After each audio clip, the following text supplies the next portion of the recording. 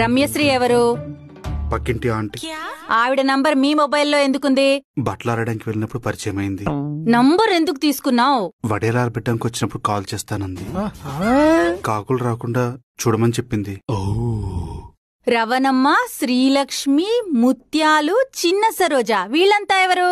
రమణమ్మ కూరగాయల shop, Srilakshmi ration shop, ముత్యాలు చేపలు అమ్మిద్ది, చిన్న సరోజ కిందిట్లో పని మనిషి.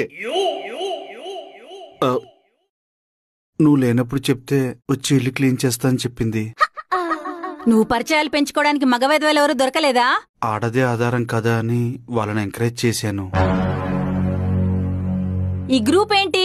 బ్యూటిఫుల్ రోజెసా? డ్వాక్రా గ్రూప్ లాగా అందరు ఆడవాళ్లే ఉన్నారు. దానికి నువ్వు గ్రూప్ అడ్మినా? అందరూ కలిసిమెలిసి ఉండాలన్న ఉద్దేశంతో. మరి నన్నెందుకు యాడ్ చేయలేదు?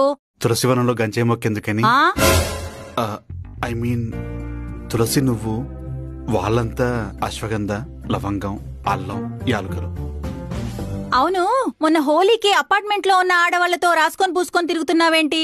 హోలీ అంటేనే రాసుకోవడం కదా. రాసుకోవాల్సింది రంగులు, జబ్బలు కాదు. రంగులు పట్టుకుని అందరికన్నా ముందే వెళ్లి కూర్చున్నావు. అది ముందు చూపు. మరి అందరు వెళ్లిపోయా కూడా రాలేదు. అది వెనక చూపు. పెళ్లికెదిగిన కూతుర్ని పెట్టుకుని ఆడోళ్ళ అక్క మొగాళ్ల బావలా తయారయ్యో.